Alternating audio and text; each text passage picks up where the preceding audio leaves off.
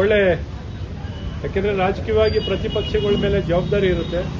ಈ ರೀತಿ ಪಾದಯಾತ್ರೆಗಳನ್ನ, ಜನರ ರಕ್ಷಣೆ ಬರುವಂಥದ್ದು, ಪ್ರಜಾಪ್ರಭುತ್ವವನ್ನು ಬಲಿಷ್ಠಗೊಳಿಸೋದು, ಜನರ ಹಿತವನ್ನು ಕಾಪಾಡುವಂಥದ್ದು ನಮ್ಮೆಲ್ಲ ಚುನಾಯಿತ ಪ್ರತಿನಿಧಿಗಳು ಮತ್ತು ಪ್ರತಿಪಕ್ಷ ಸಂಘಟನೆಗಳು ಎಲ್ಲರ ಮೇಲೂ ಜವಾಬ್ದಾರಿ ಇದೆ. ಈ ದಿಕ್ಕಲ್ಲಿ ಅವರ ಹೋರಾಟವನ್ನು ಮಾಡ್ತಿರುವಂಥದ್ದು ಒಳ್ಳೆ ಬೆಳವಣಿಗೆ ಮಾಡಲಿ ಅಂತಲೂ ನಾನು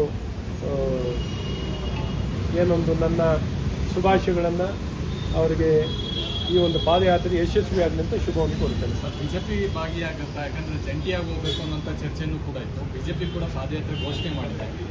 ಜೊತೆಯಾಗಿ ಹೋಗ್ತೀರಾ ಅಥವಾ ಇಂಡಿವಿಜುವಲ್? ನೋಡೋಣ. ಈಗ ನಾವು ಮಾಡಬೇಕು ಅಂತ ನಮ್ಮ ಈಗಾಗಲೇ ಪಕ್ಷ ತಿಳಿಸಿದ್ದಾರೆ, JDS ಅವರು ತಿಳಿಸಿದ್ದಾರೆ.